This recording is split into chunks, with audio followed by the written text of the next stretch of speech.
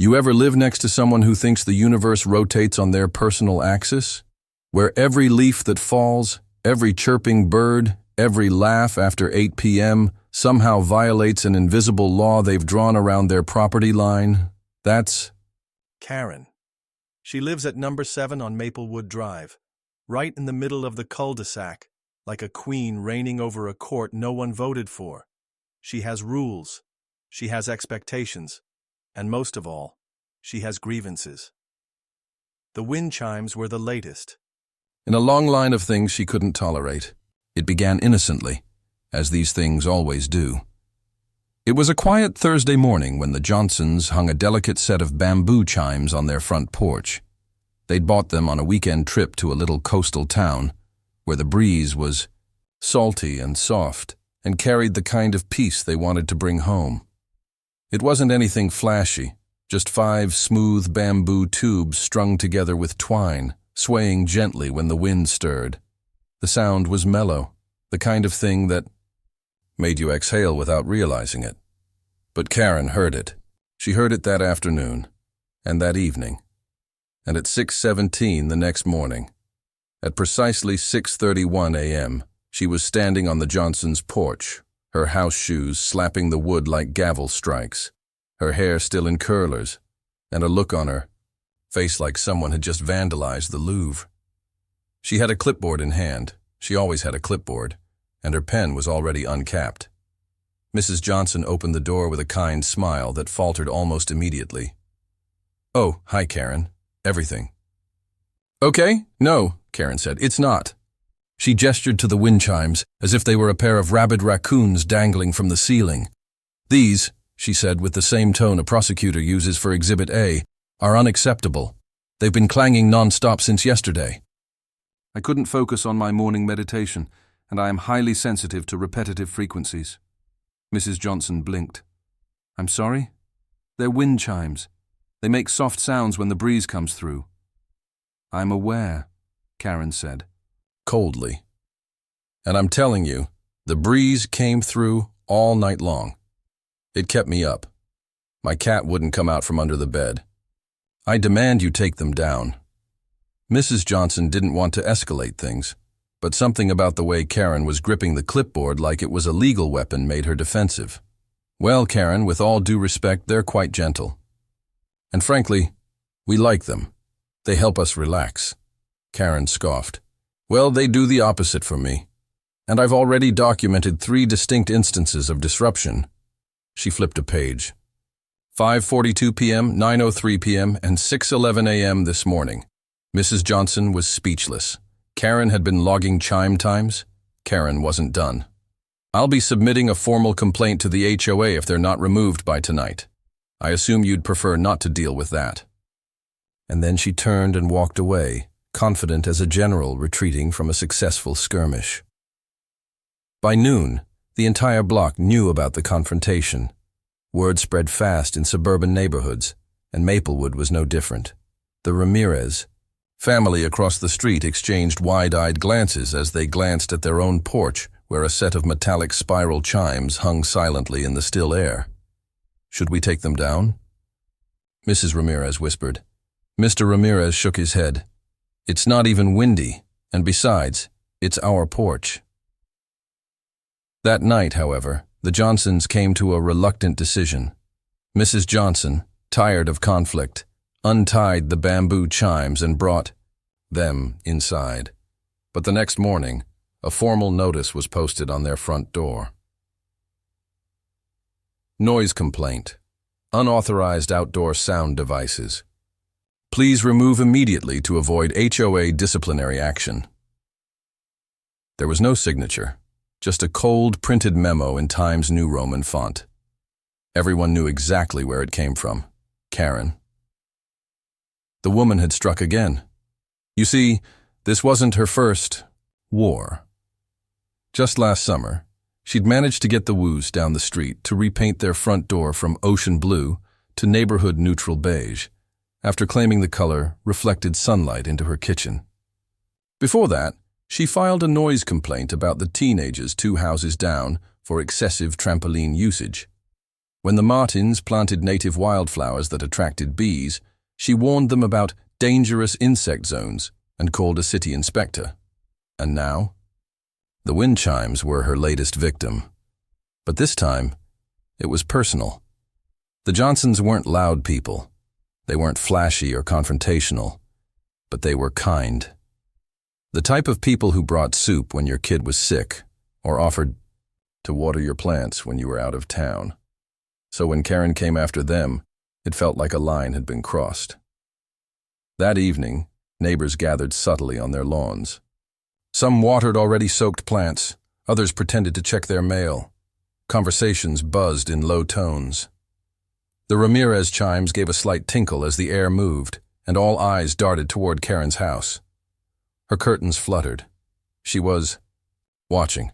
And just like that, snap, the Ramirez chimes came down. It was happening again. By the end of the week, Maplewood Drive looked like a wind chime graveyard. Where once little bells and bamboo tubes had swayed peacefully, now there were only empty hooks and bitter glares. Karen, meanwhile, walked her dog with smug satisfaction. Her clipboard tucked neatly under her arm. Her robe now replaced by a cardigan that screamed, authority. But what Karen didn't know, what she couldn't have known, was that her little war on chimes had sparked something far bigger than she imagined. The neighbors had had enough, and if Karen thought wind chimes were a problem, she was about to experience something far more symphonic. Karen had always assumed that her decisions, her preferences, her crusades against wind chimes and rogue colors were final. That when she spoke, the neighborhood would simply fall in line, tucking away anything that offended her delicate sensibilities. And for the most part, they had. The wildflowers vanished, the trampoline hours mysteriously shortened, the ocean blue door was painted over within days.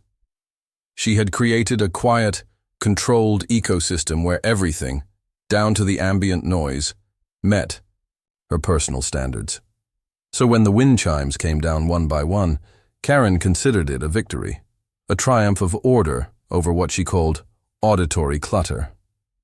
She even posted on the Maplewood Drive Facebook page, her virtual podium of choice, crowing about how the neighborhood was finally free of those irritating tinkle rattles that disrupt the natural peace. Her post naturally ended with a passive-aggressive flourish. Now perhaps we can all enjoy a little more tranquility and dignity around here.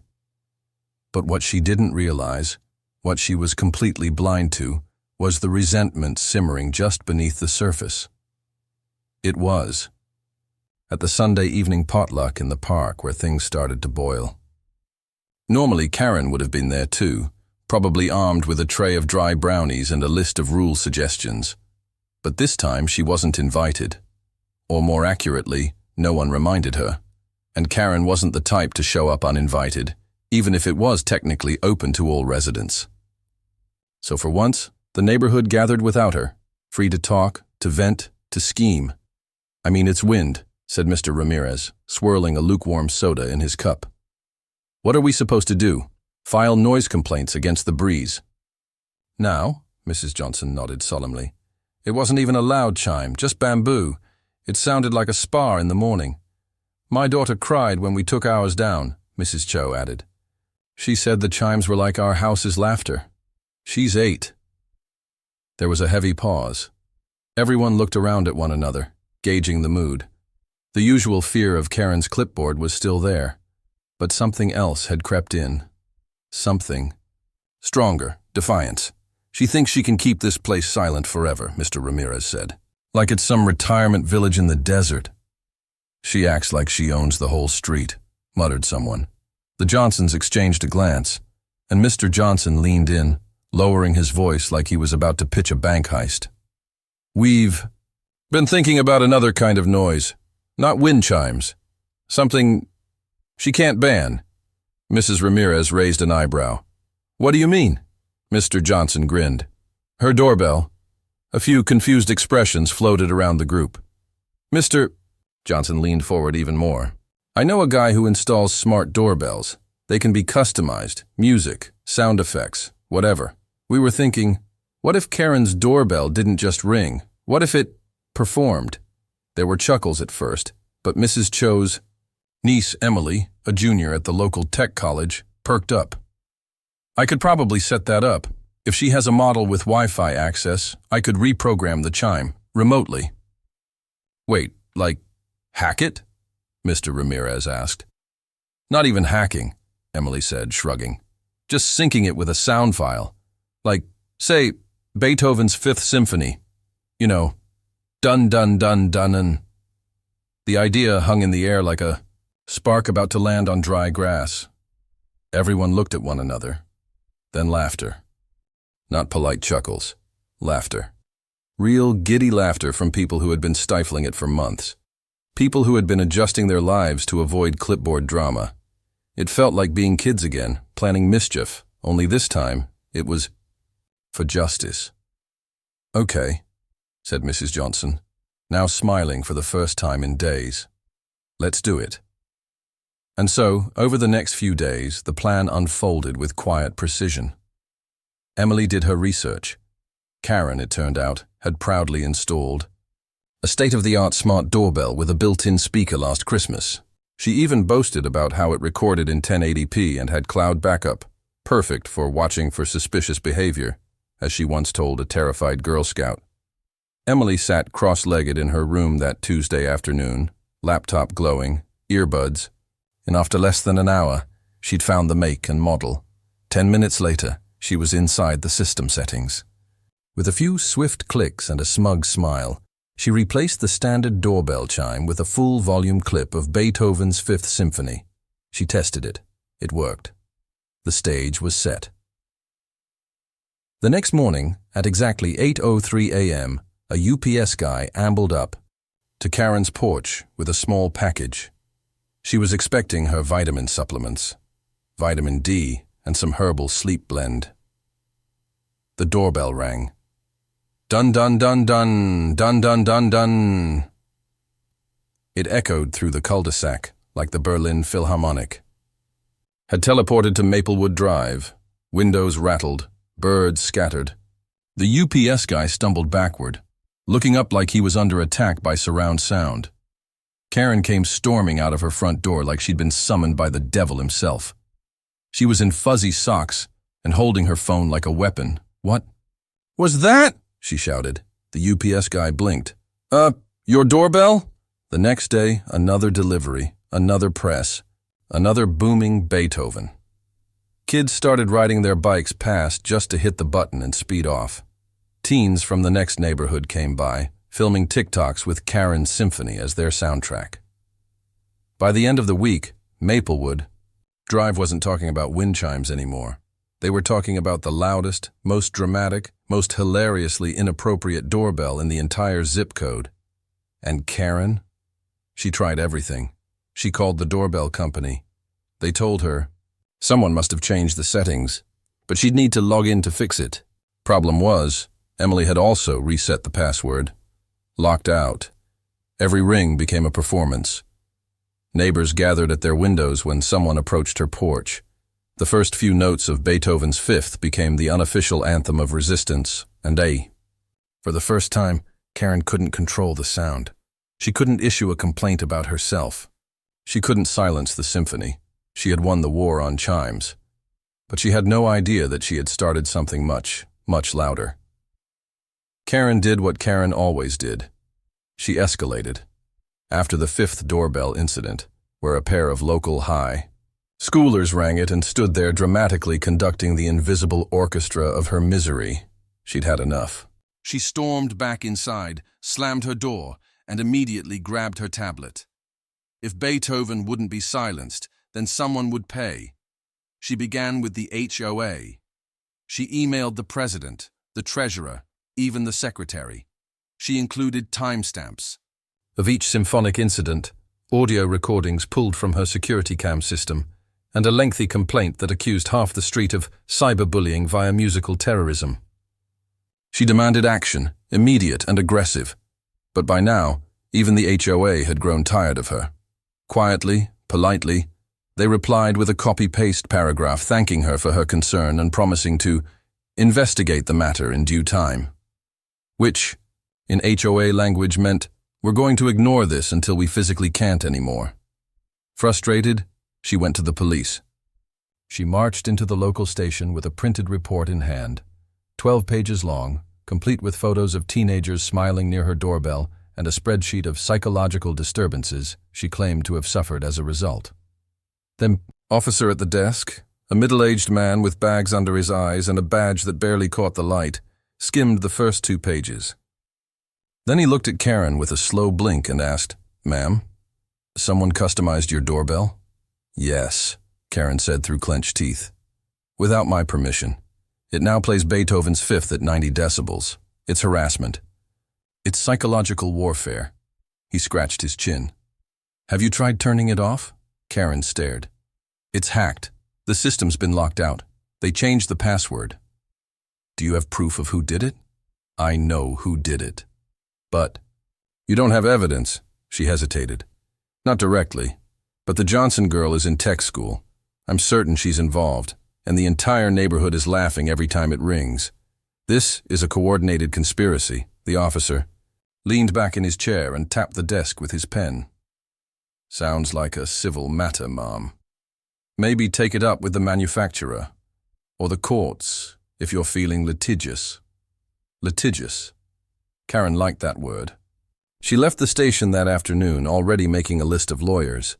But while she plotted her next legal move, the rest of the street leaned deeper into the joke.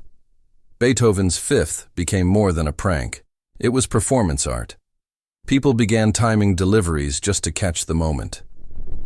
A neighbor 3 doors down brought lawn chairs and hosted symphony hour, encouraging passers-by to ring the bell as she served lemonade and cookies. Kids made a game out of it. 1 point if you rang and ran. 5 points if you rang it while wearing a powdered wig and pretending to conduct. Then came the merch. Someone, no one ever admitted who, started printing T-shirts that said "Done, done, done, done" in big block letters. They sold out in 2 days. Karen spotted a teenager wearing one at the gas station and nearly dropped her kombucha. But the final straw wasn't a prank. It wasn't a hoodie or a musical flash mob, or even the morning someone strung a banner across the cul-de-sac that read, "Maplewood Philharmonic, featuring Karen's doorbell." It was the silence. Because one morning, it stopped. No more Beethoven. The doorbell returned to its original tone, a bland, digital ding-dong. Karen noticed it first thing when the mailman approached and rang it. She stood there, stunned, half expecting another orchestral blast. But no, just ding-dong. She didn't trust it, not at first. She spent the day waiting for the punchline, but nothing came. Then the next day, silence again, and the next, and the next. Karen relaxed. She told herself justice had been served, whether by her HOA pressure campaign or divine intervention. She even wrote a short post on the neighborhood Facebook group. "I'm pleased to announce that peace has returned to Maplewood. Thank you to those who supported my efforts to restore order. Let's keep our community respectful and serene." She even added a smiley face. A passive-aggressive one. But what Karen didn't know was that the silence was the setup, because something had shifted behind the scenes. Emily, the Johnsons' niece, had decided that the prank had run its course. But the neighbors had a different idea. Something more elegant. It was Mr. Ramirez's son who proposed the upgrade. He was studying audio engineering and came up with a concept. If the neighborhood loved Beethoven's Fifth so much, why not give them the whole concert series? Few discreet messages later, Emily was back in the system. Only this time she didn't just upload one file.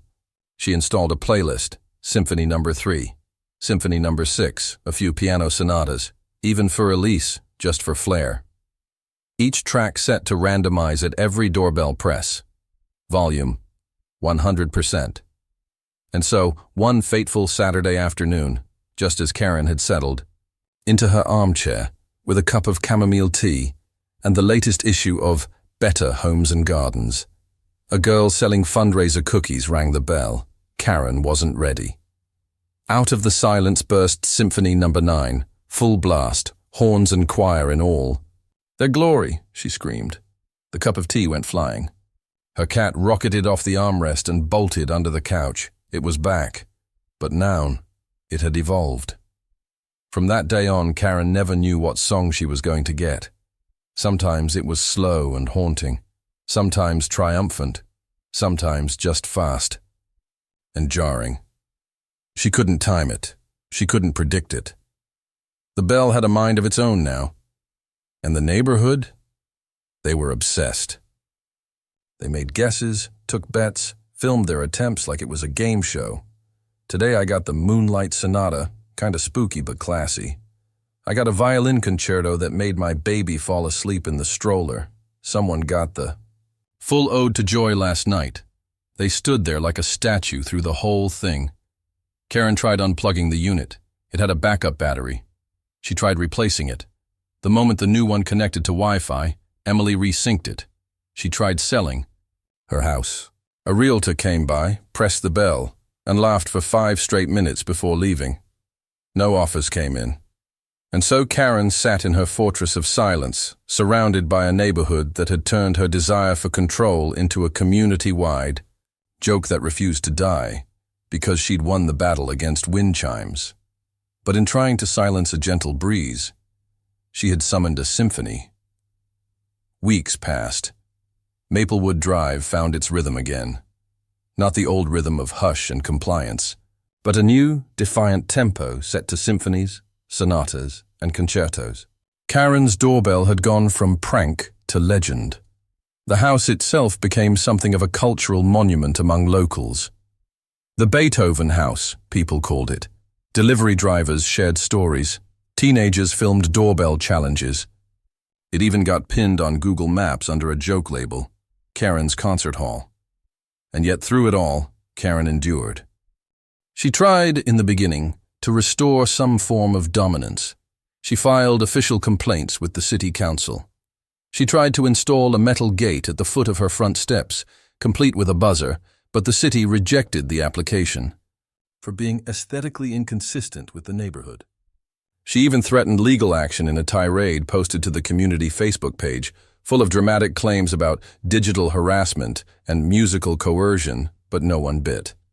Most people laughed, some heart-reacted, others commented with their favorite classical composers, as if they were voting on the next artist to haunt her porch. The kicker was when a local string quartet caught wind of the story. They reached out to the HOA about hosting a Maplewood Music Morning, an informal community concert, in Karen's yard. The HOA, sensing a brilliant PR opportunity, gave a polite nod and a vague blessing. They even offered folding chairs. Karen went ballistic. She printed flyers warning that trespassers would be prosecuted. She called the non-emergency police line and tried to claim loitering with malicious musical intent.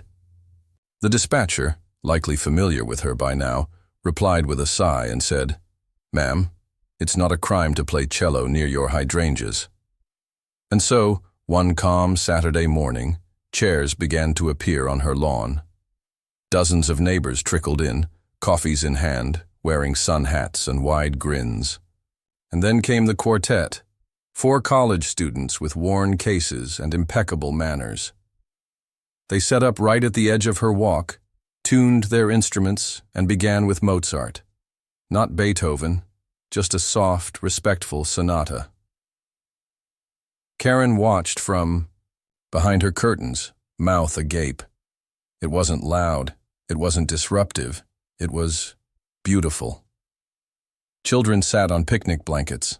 Dogs rested in the shade. Some people brought pastries and passed them around. And when someone rang her doorbell mid-performance, the group paused, then seamlessly picked up in the same key as if Karen's house was part of the orchestra. That nearly broke her. She didn't open her door. She didn't yell. She just stood. In the hallway for 15 minutes, completely frozen, as her home became the backdrop for the thing she hated most. Communal joy. After that, Karen went quiet. Not the usual simmering quiet of someone plotting revenge, but a different kind. A resigned kind. She stopped posting online. She stopped walking her sidewalk in the mornings. The clipboard disappeared.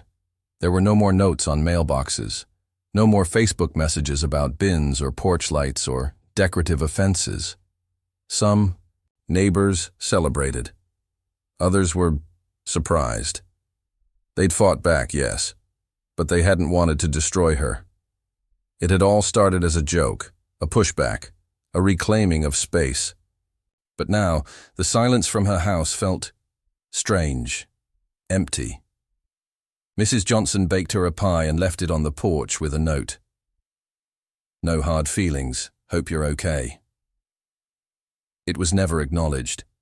Emily, curious and maybe a little guilty, removed the music from the doorbell. She even sent Karen a reset password. No reply came. 2 more weeks passed. Then one afternoon, while pruning her roses, Mrs. Ramirez heard a sound. Faint at first, but unmistakable. A wind chime. She turned slowly, wondering if it had come from her own backyard. But no, it was too far away. She walked to the fence line, squinted, and there it was. Karen's porch, a single wind chime, small, copper-colored, delicate. Hung just beside the front door. She called her husband. He came to the window. Then Mrs. Johnson. Then Mr. Cho. Word spread like wildfire.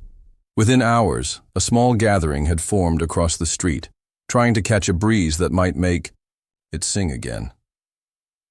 And that night, when the wind finally picked up, it did. Just a soft tinkle, barely audible. But it was there. The next morning, Karen opened her door and stepped out onto the porch. She was in her usual pressed slacks and matching blouse, hair in its usual perfect helmet of control. But something was different. There was no clipboard, no phone in hand, just Karen, standing in the breeze, her eyes briefly flicking up to the chime. A teenager rode past on a bike and, reflexively, pressed the doorbell. But this time, no music played, just a clean, neutral chime. Karen blinked at the boy. Then, impossibly, she smiled, just for a second, and then she turned, walked back inside, and closed the door. No one knew exactly what had happened. Maybe she'd finally accepted the music. Maybe she'd grown tired of resistance. Or maybe, just maybe, she'd remembered something. A moment from childhood. A memory of a porch somewhere else, long ago, where the breeze had once made the air sing. Whatever it was, something had shifted. The next weekend, 3 new wind chimes appeared on Maplewood. Then 5, then 12. By the end of the month, the street sounded like a choir of tinkling notes and gentle echoes whenever the wind moved through the trees. Not loud, not obnoxious, just alive. Karen never said anything, not a word. But one morning, Mrs. Cho swore she saw her standing at the window, eyes closed, listening, not protesting, just listening.